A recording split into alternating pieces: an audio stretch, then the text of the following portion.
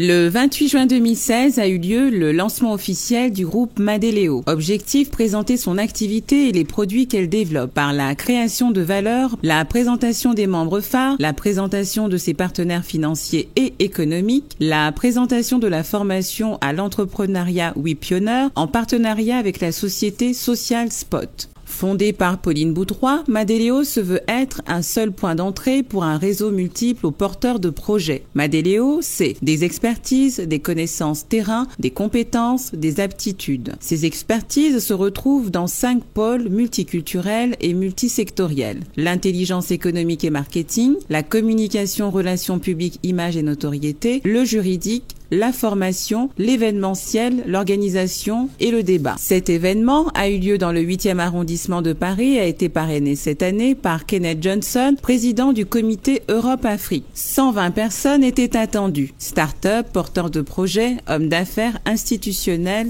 et la presse. Un événement appuyé par des partenaires tels que le comité Europe-Afrique, Spark Up, Madeleo, WePioneer, Incubivoire, Arlette Johnson, la CAM, Club d'affaires d'Afrique Monde et le groupe OM5 TV. Les intervenants de cette première édition, Herman Kwasi, partenaire associé Madeleo, Barceli Yorobi, partenaire associé Madeleo, Coraline Germain, membre Madeleo, François Moroline, partenaire Madeleo, ainsi que différents acteurs économiques de l'écologie. Passionnée de vin et de voyage, experte dans le domaine du champagne, elle crée en 2013 la société Wine Business Holding. Spécialiste de l'exportation de vin, elle a 35 ans et c'est une femme d'affaires indépendante et prise de liberté. Elle crée en janvier 2016 Madeleo, une société de consulting spécialisée dans la création d'offres de qualité sur mesure à destination des PME. Lui est président du comité Europe-Afrique depuis 1991. Il œuvre sans relâche et avec conviction à une bonne relation et à de bonnes gouvernances entre l'Afrique et l'Europe, aux côtés de grands leaders politiques. Nous recevons sur le plateau de votre magazine Politique Éco, Pauline Boudrois et Kenneth Johnson. Pauline, parlez-nous un peu de votre parcours. Je suis d'origine viticole, puisque je suis née en Champagne, d'une famille viticulteur. Donc j'ai vraiment la tradition familiale dans le sang. J'ai fait des études spécialisées sur tout ce qui est l'international et les pays émergents. Et à la base, je suis spécialisée par mes études sur l'Amérique latine. Donc le monde, pour moi, est ouvert à tous les rêves. C'est ça qui est important. Aujourd'hui, je me suis spécialisée sur l'Afrique suite à un voyage que j'ai fait spécifiquement là-bas. Justement, nous allons y revenir. Et pour vous, en tant que chef d'entreprise, le pilotage d'une société, c'est quoi ? C'est de trouver les bons ingrédients et les bons partenaires. Vous parlez beaucoup dans certaines interviews d'agro-business. C'est un terme nouveau dans le paysage économique africain. Vous pouvez le définir, ce concept ? Alors, le concept d'agrobusiness, c'est à la fois mettre en place une industrie alimentaire associée au développement des activités connexes. Donc, l'objectif, quand on parle d'agrobusiness, c'est de pouvoir créer un écosystème qui soit viable, durable et économiquement, justement, avec des perspectives économiques de développement par rapport à la zone. C'est à Abidjan, en Côte d'Ivoire, capitale économique justement de ce beau pays, que vous rencontrez un groupe de dégustateurs français dans le domaine du vin qui vous explique justement que l'avenir de ce produit se trouve en Afrique. Et pourtant, vous décidez de vous spécialiser dans le consulting. Expliquez-nous un peu ce choix. Alors, lorsque je suis arrivée en Afrique, j'ai rencontré justement tous les acteurs économiques d'importation dans les différents restaurants, bars, spécifications. J'ai vu le marché tel qu'il était et j'ai compris qu'il y avait besoin d'avoir une très bonne connaissance terrain et d'être sur le terrain installé. Donc, j'ai fait tout ce séjour à travers tous ces acteurs. J'ai rencontré entre autres différentes personnes autour de ce séjour, dont une personne qui m'a proposé de venir dans sa société pour pouvoir l'aider dans son accompagnement international dans sa boîte de télécom à Abidjan. Très bien. Et vous développez par la suite Madeleo, présentez-nous un peu votre organisme. Alors, Madeleo est né justement de cette idée qu'il fallait mettre en lumière les porteurs de projets. Le constat que j'ai fait à la fois ici, en tant que Française en France, et en étant allée sur le continent, c'est qu'il y avait un besoin de créer du lien. Créer du lien, puisque c'est pour ça qu'aujourd'hui je travaille avec les diasporas et avec les Africains, puisque ce sont deux univers différents qui ont besoin aussi de se reconnecter. Il y a des porteurs de projets qui sont ici ou qui sont là-bas, qui ont besoin justement de cette connexion à niveau international. L'objectif de Madeleo est justement de pouvoir les accompagner à ce niveau-là. Pouvez-vous nous parler du développement de ce secteur, en tout cas de la gestion que vous faites au sein de votre entreprise de ce secteur Afrique? Alors, pour développer ce secteur Afrique, en fait, j'ai mis en place différents types d'outils que je vais justement présenter lors d'un événement que j'organise le 28 juin prochain. Très bien. Et ces outils sont à la fois pour accompagner l'état d'esprit entrepreneurial avec la formation Webpreneur de mon partenaire Vassili Robi avec Social Spot, qui est une société ivoirienne, où on parle justement qu'est-ce que c'est d'entreprendre dans un pays émergent avec ses spécificités. Ça, c'est un des premiers outils justement pour permettre de créer le lien, pour pouvoir former ici ou là-bas les personnes à l'émergence. Et justement, chez Madeleo, en quoi l'offre que vous proposez contribue à un développement et surtout pourquoi avoir choisi de vous spécialiser et faire recette et prospérer dans un marché et surtout sur ce marché de niche? Alors, pourquoi en fait l'Afrique? Parce que la première fois que j'ai mis les pieds en Afrique, oui. J'ai vu qu'il y avait vraiment un espace de liberté, de créativité qui était incroyable, qu'on ne retrouve nulle part. Puisque comme je vous expliquais, j'ai beaucoup voyagé et je me suis dit, il y a vraiment un sens à donner à tout cela et en même temps, il faut protéger tout cet environnement pour ne pas arriver avec toute une artillerie qui ne soit pas adaptée. Et il faut prendre tout ce qui est bon et positif, ce que l'on a pu créer, pour l'apporter là-bas, parce que justement, c'est un espace de créativité incroyable. Et vous avez décidé justement, pour pouvoir intégrer ce marché, d'être parrainé par Kenneth Johnson, donc, qui est un consultant connu sur le continent, qui a donc appuyé et conseillé énormément de grands dirigeants. Kenneth, expliquez-nous un peu cette aventure avec Madame Boutroy. Merci Annick. En effet, la rencontre avec Madame Boutroy a été d'abord, c'est fait naturellement dans un cadre d'une rencontre franco-africaine. Et lorsque Madame Boutroy m'a parlé de son amour de l'Afrique et de son expérience, le hasard faisait que, comme vous vous doutez, elle m'a parlé de sa vie, son expérience du champagne. Ce n'est pas un secret que les Africains aiment le champagne. Donc ça a été un lien plutôt drôle au départ. Et derrière, j'ai vu un côté sérieux, très sérieux, par cette volonté de vouloir apporter son expérience sur les nouvelles technologies. Peut-être qu'on y viendra plus tard. Et ce côté, j'ai trouvé ça plutôt intéressant. Intéressant, pourquoi? Parce qu'en Afrique, on est plus que connecté, comme vous le savez. Tout à fait. On trouve plus de téléphones portables. Et, en Afrique, on peut en trouver... Les NTIC se développent à grande échelle. Voilà, vraiment très vite à grande échelle. Vous avez un parcours quand même, pour certains téléspectateurs, peut-être qu'ils ne seraient pas avertis. Parlez-nous un peu de votre parcours, Monsieur Kenneth. Oui, j'ai eu la chance de voir différents horizons, puisque en dehors d'un volet communication où souvent je suis auprès de plusieurs dirigeants au meilleur niveau, sont souvent des chefs d'État européens, africains, ayant été moi-même, comme vous le savez certainement, médiateur auprès des chefs d'État africains. Donc à travers mon parcours, j'ai rencontré bien sûr la plupart des autorités d'Europe comme d'Afrique. Donc c'est sûr que la facilité du lobby, lorsqu'il s'agissait même au niveau de l'entrepreneuriat de recevoir un chef d'État en France, on ne dira pas qu'il n'y a pas beaucoup de chefs d'État français ou africains qui ne me connaissent pas.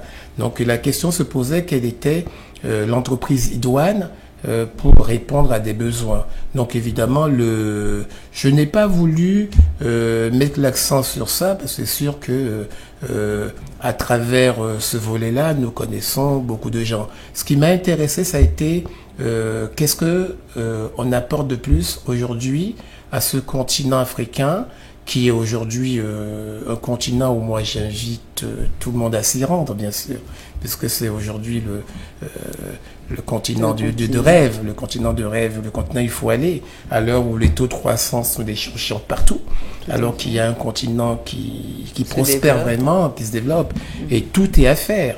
Donc le fait de voir une euro-africaine, parce que vous travaillez beaucoup sur l'euro-Afrique, justement. Voilà, justement, Pauline, le pilotage, en tout cas les conseils de Kenneth. Kenneth, le bon représentant pour votre challenge actuellement?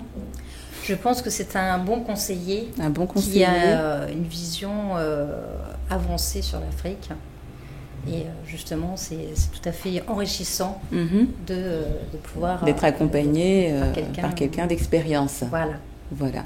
Donc un nouveau challenge. Vous parliez tout à l'heure de ces entrepreneurs africains et de la stratégie à adopter pour les accompagner dans le développement de leur société. Qu'est-ce que Madeleo, avec l'aide et le conseil de Monsieur Kenneth Johnson, apporte à ces sociétés en plus? Alors, Madeleo, le principe, c'est que ça puisse justement fédérer un peu les états d'esprit et les personnes qui ont envie d'aller de l'avant. Madeleo a été construit justement autour d'un brainstorming avec à peu près une douzaine de nationalités différentes. Donc c'était vraiment cet état d'esprit international, d'ouverture des frontières, de bienveillance dans lequel agit Madeleo. Et Madeleo, au sein même de la structure, on peut parler de multiculturalisme de vos partenaires? Voilà, toutes les personnes finalement qui entourent Madeleo sont biculturelles. Donc souvent parlent au moins 2 langues, sont sur 2 continents, 2 pays, ont une spécialisation pointue, ils sont passionnés par ce qu'ils font. Et justement, vous pensez, avec cette stratégie, tirer un peu votre épingle du jeu sur ce créneau? Il n'y a pas un peu, une clientèle beaucoup trop restreinte? Est-ce qu'il y a vraiment cette envie, cet engouement de l'entrepreneuriat aujourd'hui chez les populations africaines? Et si oui, comment vous l'expliquez? Alors aujourd'hui, on sait surtout une chose, c'est que par rapport à l'Afrique, il y a une population il y a plus de 50% de personnes qui ont moins de 25 ans. Tout à fait. Et une personne à 25 ans en Afrique est une personne justement qui est bien plus avancée qu'une personne à 25 ans en Europe. Dans le sens où il a déjà dû créer une économie formelle ou informelle, et il y a besoin de faire perdurer cette économie. Donc ce sont des chefs d'entreprise qui ont besoin de se développer. Par rapport à cette manne de population, il est sûr que l'entrepreneuriat est pour moi un des vecteurs fondamentaux du développement de l'Afrique.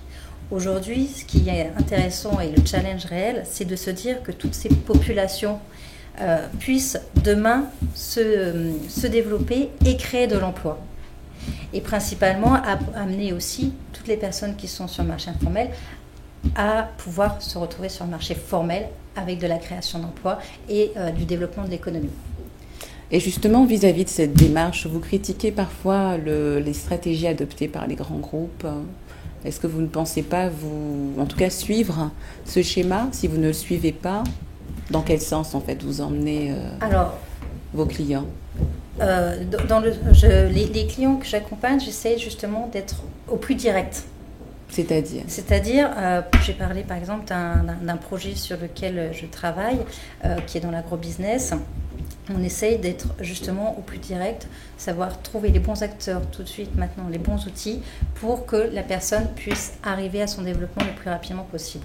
Alors, vous prenez les projets à la base, à l'étape de l'idée, où la société doit déjà être structurée avant de bénéficier de vos conseils et de votre suivi? Aujourd'hui, principalement, les personnes que j'entoure sont au départ de la création de l'idée. Ils ont avancé sur leur projet, mais ils ont besoin de booster cette idée pour leur donner à la fois de la visibilité, d'aller chercher, de construire leur projet, puisque la problématique d'un porteur de projet, c'est qu'il devient entrepreneur. Un entrepreneur doit avoir une multitude de facettes et il ne peut pas être parfois sur tous les fronts. Il doit connaître.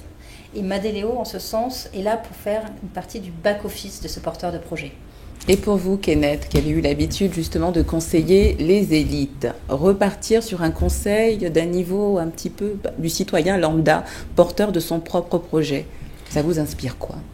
C'est très intéressant parce que vous voyez, l'Afrique, c'est également l'informel, le formel. Alors, je dis aujourd'hui, lorsqu'on a la chance de voir des volontés qui veulent se rendre sur le continent, sachant que, on l'a déjà dit tout à l'heure, que le continent n'attend que les bonnes volontés et des gens qui viennent avec des vrais projets. Vous voyez bien que les grands groupes y vont.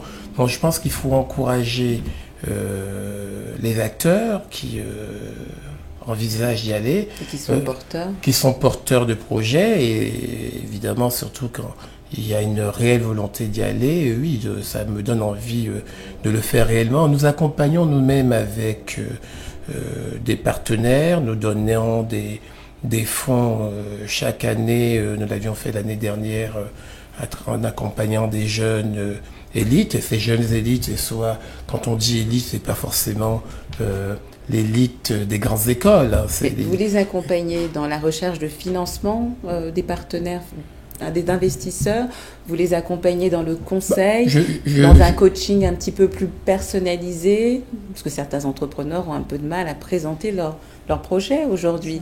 Donc l'accompagnement est beaucoup plus, je dirais, plus condensé. Est-ce que vous prenez en main tout ça, ou comment ça se passe, Pauline? Alors justement, là avec un des entrepreneurs avec lequel je travaille, lui, il a son métier qui est justement dans l'agrobusiness. Par contre, aller porter son projet, communiquer dessus, aller chercher les bons interlocuteurs, c'est pour ça que je dis Madeleo se positionne comme le back-office d'une certaine manière de ce porteur de projet, pour qu'il puisse vraiment se concentrer sur son cœur de métier.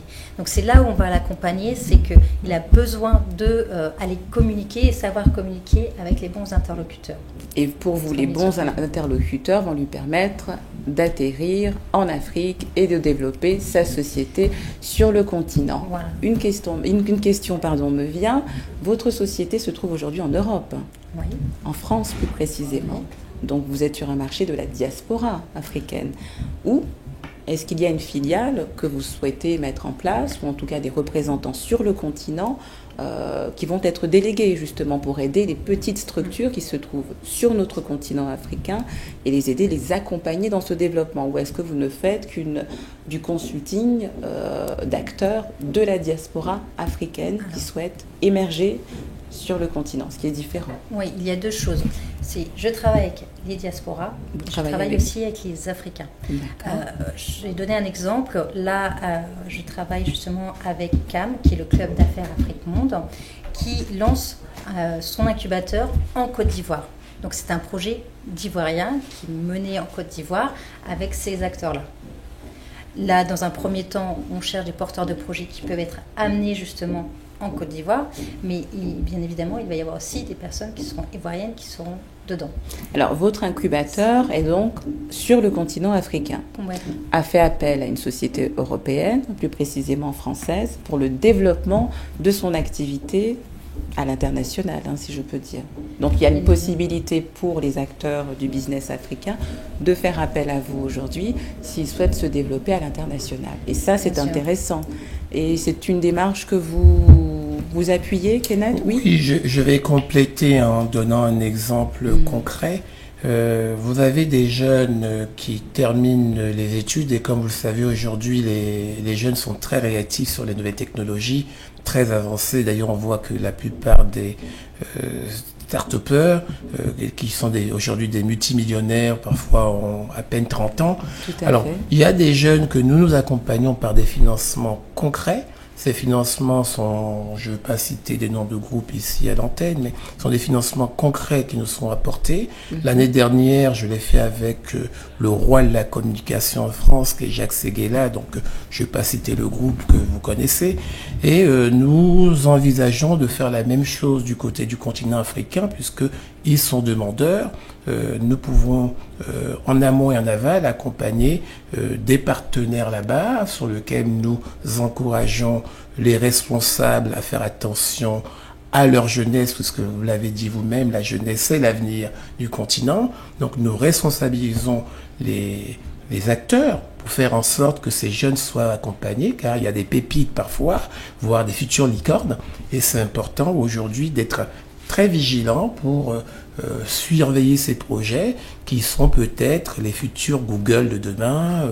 Voilà. C'est un exemple vague, puisque ça permet de comprendre que nous sommes sur des marchés où, en plus, vous le savez certainement, l'Afrique aujourd'hui ne manque pas de liquidité. L'Afrique est le continent qui a certainement le plus de liquidité au niveau de certains organes, tels que la BAD. J'ai eu des réunions avec la Banque africaine de développement qui accompagne des projets. Vous voyez, ce sont des choses qu'il faut peut-être dire aux acteurs. Mais ces projets encore ont besoin de rentrer dans des lignes. Alors, je pense que Madelio, à son démarrage, va avancer. Et plus Madelio va avancer, va identifier les incubateurs, et mieux ils seront accompagnés, car ce ne sont pas les fonds qui manquent, mais aujourd'hui, ce qu'il faut identifier sont les bons partenaires pour accompagner les projets. Là où il y a un besoin et qu'il y a une demande qui répond, nous sommes ravis de pouvoir les connecter. Vous parliez justement d'éveil politique, puisqu'il faut forcément aussi un éveil politique pour pouvoir intégrer cette stratégie sur le continent. Quel retour vous avez lors de vos rencontres avec les chefs d'État concernant ces stratégies ? Concernant la volonté des chefs d'État, c'est certain que beaucoup vous disent « mon pays est le mieux ». Il y a une volonté des chefs d'État d'attirer les investisseurs dans leur pays. Il appartient maintenant en effet Attirer les investisseurs, oui, mais favoriser l'entrepreneuriat de la jeunesse dont vous parliez sur le continent. C'est là où nous souhaiterons travailler de mieux en mieux, les mains dans les mains.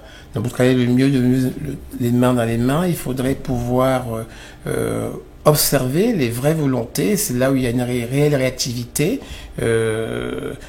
où on pourrait encourager les acteurs à s'y rendre. La Côte d'Ivoire, par exemple, si je peux en citer un, est un bon exemple. J'ai une requête très forte, pour donner encore 2 exemples concrets, de délégation importante au meilleur niveau du MEDEF, où nous envisageons d'aller dans ce pays. Donc vous voyez, donc c'est une information que je vous donne. Je l'ai fait avec la principauté de Monaco sur le Congo démocratique il y a 2 ans, et aujourd'hui je pense que la Côte d'Ivoire est mûre, puisqu'elle donne des signes de pays pacifié. Vous savez qu'il ne peut pas y avoir de développement réel sans la paix. Voilà, et puis il y aura bien sûr d'autres pays. Nous sommes très attentifs à l'évolution, au développement du continent, et puis c'est politique aussi, il faut le dire, si nous voulons que la jeunesse africaine puisse se développer chez elle plutôt que d'avoir des voyages hasardeux à travers les mers comme on voit partout. Il est important que même au niveau de l'Union européenne, nous puissions sensibiliser les financements à travers des entités pour répondre à ces priorités, car ce ne sont pas les compétences qui manquent en Afrique. Là, nous avons parlé du continent. Pauline, parlons maintenant de la France. Vous retrouvez cet engouement du gouvernement français dans l'émancipation, dans le développement justement des stratégies de cette niche que représentent les hommes et les femmes de la diaspora en Occident ? Alors moi, ce que je note surtout, c'est qu'il y a un réel engouement justement de la diaspora à vouloir faire quelque chose.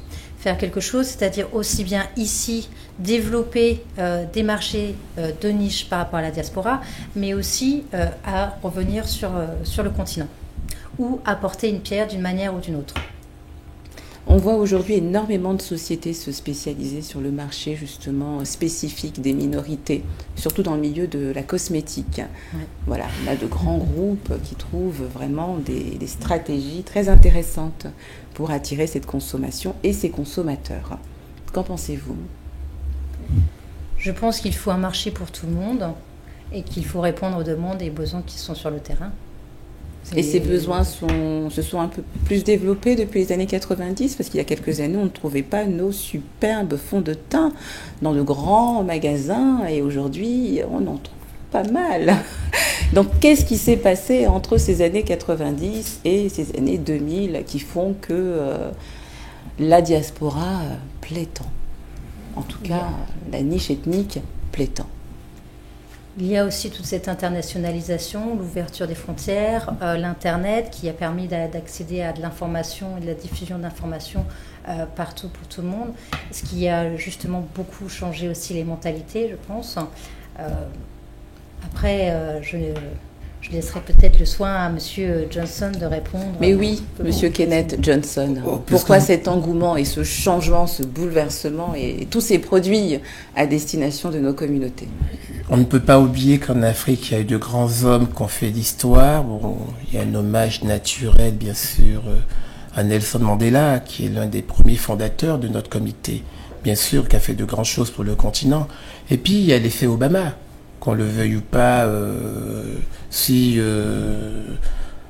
la plupart des acteurs étaient un peu amnésiques par rapport à l'histoire, c'est vrai que souvent pour une personne dont l'épiderme de la peau pouvait ressembler à la mienne, il fallait être 3 fois plus compétent pour se faire recommander ou ne serait-ce qu'accéder à un emploi.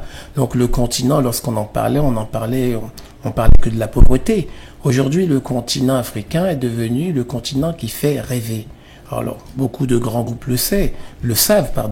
Je pensais plus particulièrement à un, pour pas le nommer, qui est l'un peut-être des groupes les plus importants de France, qui fait 80% de son chiffre d'affaires en Afrique.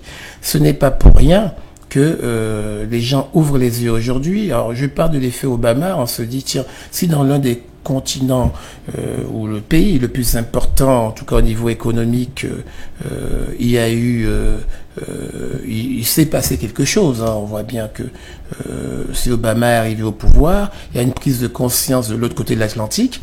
On se dit peut-être que finalement, ces gens-là, en dehors d'aller sur les cocotiers, pour faire un peu d'humour, il y a peut-être des choses à faire et on s'est aperçu que des téléphones sont connectés.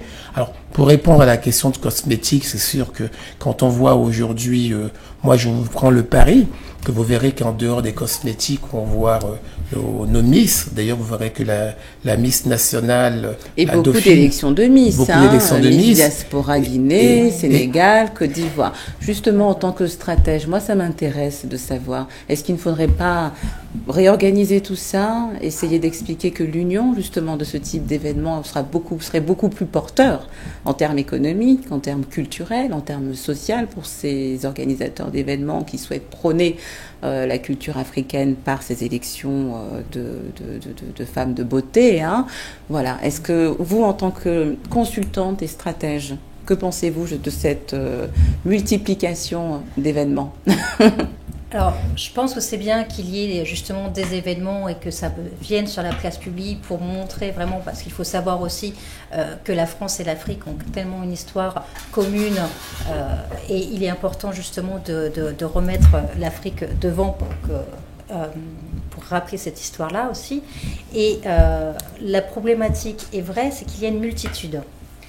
Donc, à un moment, il y a un peu la partie de se faire, d'être perdu dans cette multitude. Et vous parliez aussi de qualité dans ce que vous proposez. Voilà. Est-ce que ces événements répondent à la qualité nécessaire de ce type d'événement ? On a par exemple Miss France aujourd'hui.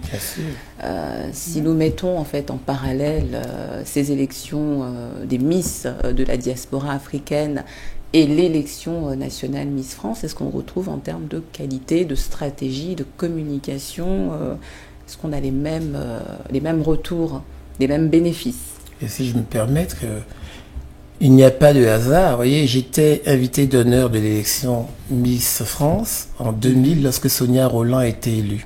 Vous voyez, J'avais quelques amis en France qui tenaient les plus grands magazines de mode.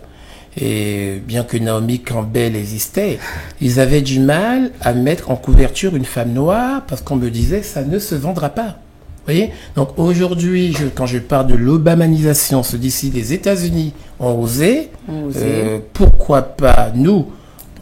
La France est un grand pays des droits de l'homme. On comme parle la plupart très souvent de l'exemple américain qui atterrit dans le monde. Et moi, je parie que pour ceux qui vont prendre le train assez vite, vous verrez quand vous voyez les tissus, les tenues, toute la beauté qu'il y a en Afrique, vous verrez bientôt Alors souvent, malheureusement, il faut que l'Occident s'habille avec les tenues africaines pour que les Africains eux-mêmes y viennent. Mais je ne mets pas en doute que les femmes africaines n'ont pas attendu, ça vit déjà. Mais vous verrez que le monde sera bientôt africanisé, en tout cas au niveau de la beauté. Alors ce n'est pas pour rien non plus si nous accompagnons, il y a 2 événements qui sont les plus importants au niveau de la médiatisation. En tout cas, il y a les Jeux Olympiques, qui est le premier événement le plus médiatisé, et le Festival de Cannes. Nous faisons en sorte d'être présents à ces 2 événements. Nous mettons en place un village africain qui permet à chaque pays de valoriser son art, son savoir. Et à cette occasion, nous mettons des forums économiques qui permettent à chacun d'exprimer son savoir-faire, sa culture. Évidemment, il est certain que vous, médias, vous apportez beaucoup. C'est à ce genre d'occasion, je pense que c'est très important de le faire à travers, bien sûr, les forums économiques, les sportifs. Donc, en dehors de prendre des parrains qui sont des politiques ou des économistes ou d'autres, nous serons amenés à prendre des parrains sportifs. Il faut être amené à prendre des parrains dans la beauté. Nous avons le devoir de parrainer celles et ceux qui font des choses en devoir et en destination du continent africain. Toutes ces forces doivent être encouragées. Donc l'Afrique aujourd'hui ne manque pas de moyens, c'est important de le dire. L'Afrique aujourd'hui a besoin d'être accompagnée, et plus il y aura de gens qui vont aller en Afrique, et plus de l'autre côté, nos dirigeants vont faire l'effort nécessaire de rassurer les gens dans des cadres macroéconomiques qui permettent de montrer que les aspects juridiques sont bien respectés, parce que c'est normal. Si j'amène un investissement quelque part où les règles de droit ne sont pas respectées en tant qu'investisseur, j'ai besoin d'être sûr que mes capitaux ne sont pas en danger. Donc, il y a un message qui s'adresse aux autorités qui font bien sûr des efforts, mais qui doivent encore améliorer, de continuer à faire l'ouverture dans ce sens-là, car ici, beaucoup demandent qu'à aller en Afrique. Mais avec un cadre juridique, je sais que l'OADA existe. Et un cadre de vie aussi. Un cadre de vie, bien sûr. Mais il y a une qualité de vie de toute façon en Afrique, qu'on le veuille ou pas, sans être afro-optimiste, mais afro-réaliste. Il y a un cadre de vie en Afrique qu'on trouve rarement ailleurs. Pour ma part, j'ai eu la chance de vivre un peu partout, aux États-Unis, mais je reconnais que quand on va sur le continent africain, la gentillesse des gens, l'accueil qu'on a, et ne parlons pas de la qualité de vie, c'est sûr que si vous avez en plus l'occasion de faire des affaires là-bas, c'est dommage d'attendre, parce que les Chinois n'ont pas attendu. Voilà. Donc nous qui sommes très liés, nous, afro-européens ou euro-africains, nous avons le devoir de continuer à y aller, et d'y aller très très vite. Voilà mon message. On parlait justement de multiculturalisme au sein de votre entreprise, et vous parlez, vous, Monsieur Kenneth, justement de ce multiculturalisme du business qu'on peut retrouver en Afrique, avec l'arrivée des Asiatiques qu'on retrouve dans nos capitales. Donc c'est un appel que vous souhaitez propager pour développer ce beau continent que vous aimez. Pauline, vous avez donc choisi votre parrain, Kenneth Johnson. Passons sans plus tarder dans votre programme, votre magazine Politique Éco, à la séquence économique avec notre spécialiste Clément Yao. Revenons donc de Côte d'Ivoire un peu partout. Nous avons tourné un peu sur le continent. On a bien constaté à travers d'ailleurs les images que vous avez tous perçues qu'il y a un véritable dynamisme qui est développé sur le continent, qui aujourd'hui réalise la plus forte croissance économique, qui attire dans des cabinets comme le vôtre. Également, la diaspora qui souhaite rentrer et le retour d'expérience sur le continent. Alors dites-moi, de quelle façon vous détectez donc ces porteurs de projets, et j'imagine que vous avez des critères de sélection. Madame Pauline. Alors, les critères de sélection par rapport aux porteurs de projets, c'est déjà qu'ils aient un projet qui soit un minimum construit avec une idée et un business model qui soit justement déjà un peu avancé. Par rapport aux porteurs de projets, je regarde aussi les secteurs d'activité sur lesquels il y a aujourd'hui des fortes demandes. Donc tout à l'heure, on a parlé de l'agrobusiness. C'est un marché à l'heure actuelle qui est important par rapport au développement de l'Afrique. J'entends aussi beaucoup de projets qui sont autour de tout ce qui est donc les tech et le numérique, télécom, et tout ce qui est la partie culturelle. Parce que finalement, l'Afrique a une très grande culture et il y a besoin aussi de pouvoir la mettre en avant. Mais Mme Boutroua, est-ce que le modèle économique que vous proposez cadre avec l'environnement des affaires sur le continent? J'imagine un peu les difficultés que vous avez une fois arrivé sur le continent, notamment pour la création d'entreprises. Comment est-ce que tout cela se passe sur le terrain? Alors, les porteurs de projets font leur démarche sur le terrain ou je les accompagne sur le terrain en fonction.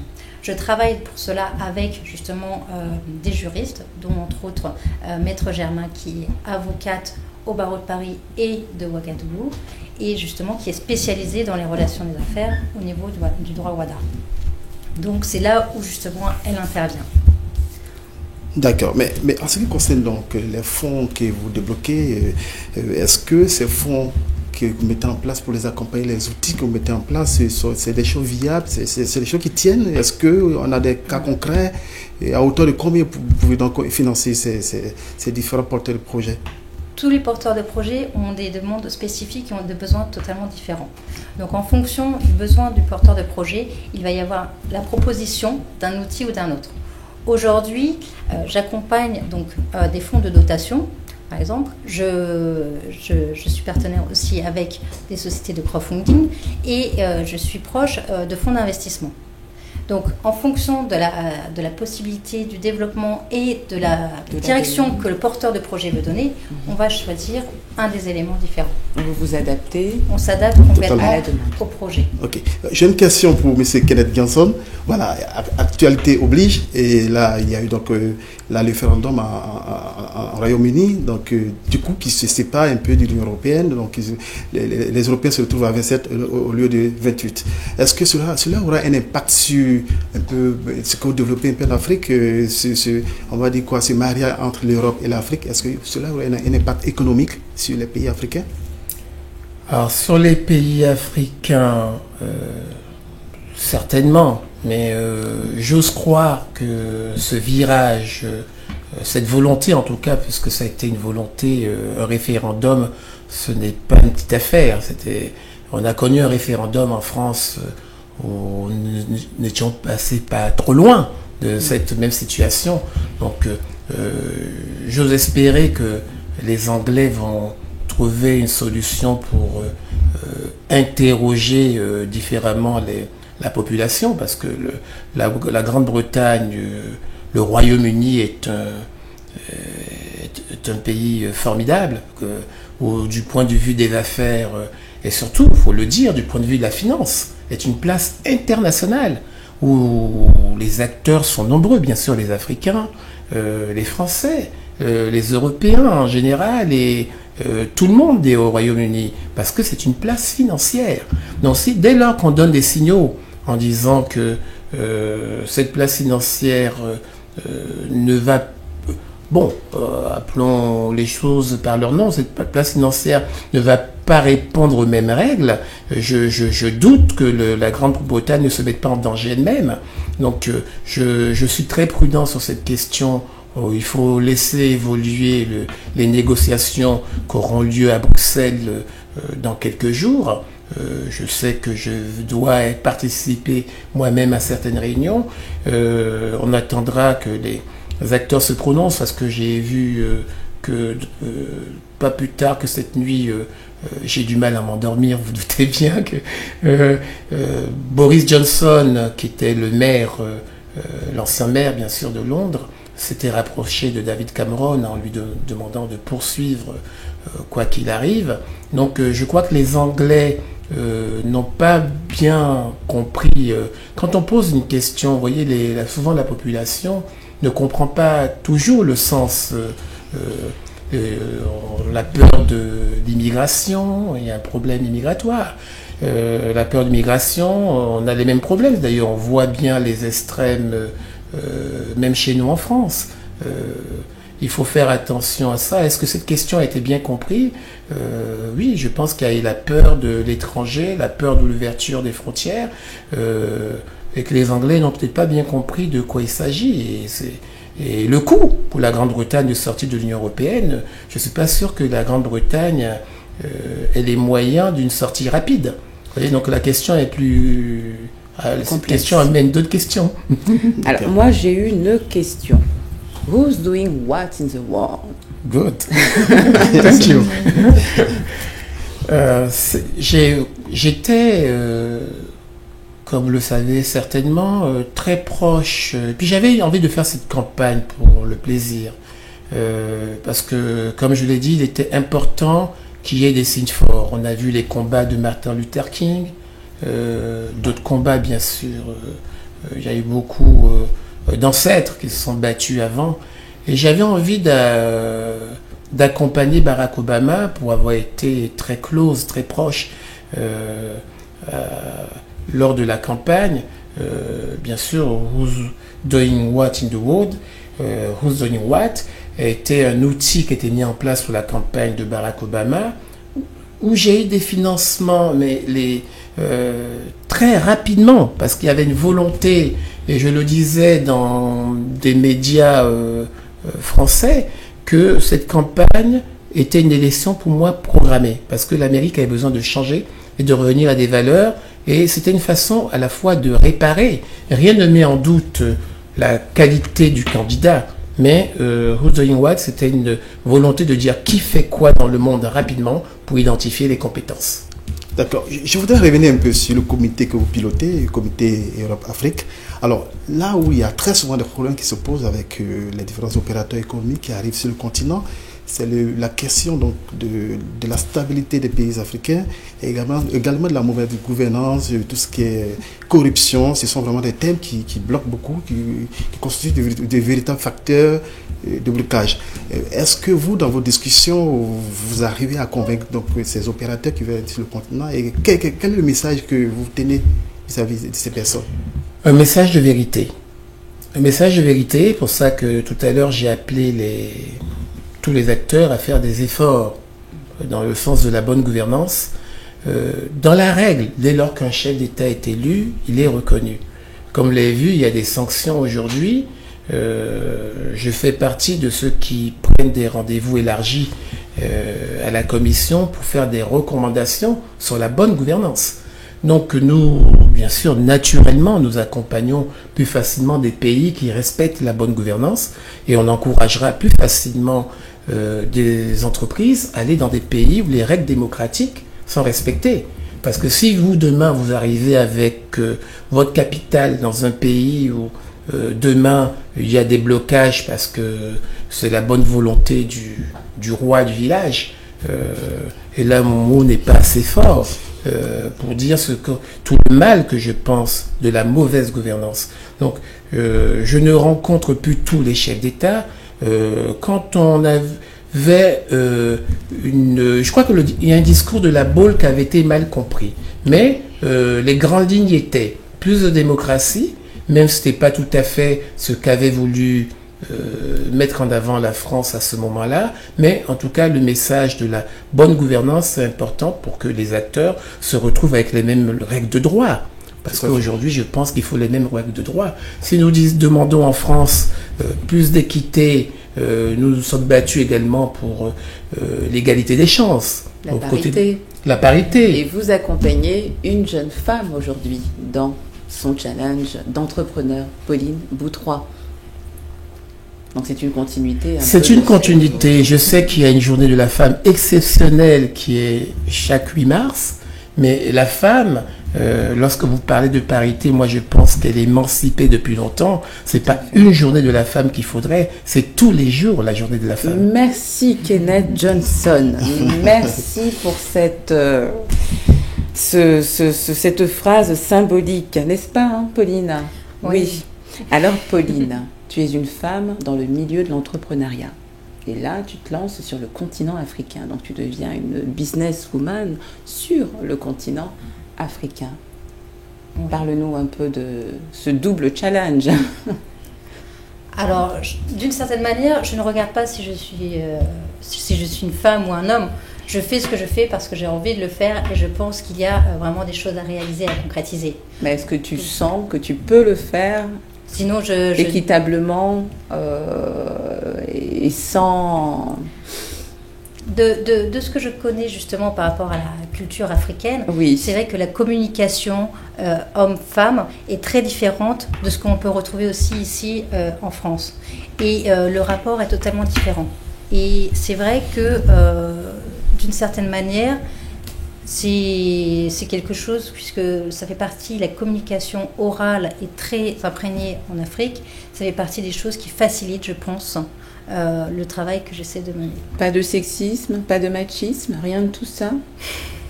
Une démarche et un parcours tout à fait linéaire. Dans ce que j'ai pu faire dans ma vie, comme j'ai travaillé. On se retrouve quand même aujourd'hui avec beaucoup de manifestations qui luttent encore pour que ces droits soient respectés. Oui, dans le parcours que j'ai pu avoir, lorsque j'étais justement salariée en entreprise, en plus dans les systèmes d'information, c'est vrai que c'était un milieu plutôt masculin et il y a eu certaines confrontations un peu, je dirais, machistes. Il faut toujours y aller 2 fois plus que les hommes, ça c'est certain. Et il est important justement je pense que c'est un facteur sur lequel il ne faut même pas plus se poser de questions, il faut simplement y aller en tant que femme. Justement, Kenneth Johnson parlait de la facilité en fait pour un occidental à intégrer le marché africain. Est-ce qu'il y a une facilité pour toi en tant que femme européenne bien sûr, et femme à intégrer ce marché africain aujourd'hui ? Alors, je pense que justement le fait de pouvoir reconnecter les personnes et être un intermédiaire est important parce que parfois les Africains entre eux ont du mal aussi à se parler. Parce que du fait des ethniques, des histoires, des pays, etc. Alors que moi, je ne regarde pas du tout ce volet-là. Je sais qu'ils ont des origines différentes. Tout comme en Europe, on ne parle pas d'un Allemand comme d'un Français. Et les Espagnols n'ont pas la même culture. En Afrique, c'est exactement la même chose par rapport à chaque pays. En revanche, c'est pour ça qu'il est important aussi parfois d'avoir des intermédiaires pour pouvoir créer le lien entre les diasporas qui sont aujourd'hui programmées, je dirais, à l'européenne, et les Africains qui vivent au quotidien là-bas. Kenneth Johnson, votre mot de la fin. Écoutez, je dirais que tout ça, c'est une belle histoire. Je souhaite, en tout cas, entre Français et Africains, de continuer le développement. Nos liens sont des liens forts. Et plus particulièrement... Je donnerai un exemple très concret en vous disant que nous inviterons une délégation très importante en Côte d'Ivoire prochainement. Cette délégation sera une délégation d'une principauté. J'inviterai bien sûr votre chaîne si vous l'acceptez. Et... Un grand plaisir. C'est noté, c'est vu par tous les téléspectateurs d'OM5. Donc vous ne pouvez pas revenir en arrière. Pauline, vous coachez. Merci. Pauline, votre mot de la fin. Voilà, je vous remercie justement d'avoir pu permettre cette émission parce que d'une certaine manière, le combat que je mène, c'est aussi le combat de tout le monde pour pouvoir mettre en lumière ces porteurs de projets, cette économie qui se met en marche. Et donc, on a besoin de vous pour donner de la visibilité à ce qui se passe concrètement. Merci à vous. Merci Clément. Merci Annick. Merci Monsieur Kenneth Johnson. Merci Madame Pauline Boutroy, représentante de la société Madeleo. Nous avons donc reçu sur le plateau de Politique économique Pauline Boutroy, dirigeante de la société Madeleo, et Kenneth Johnson, son parrain. Excellente journée à vous.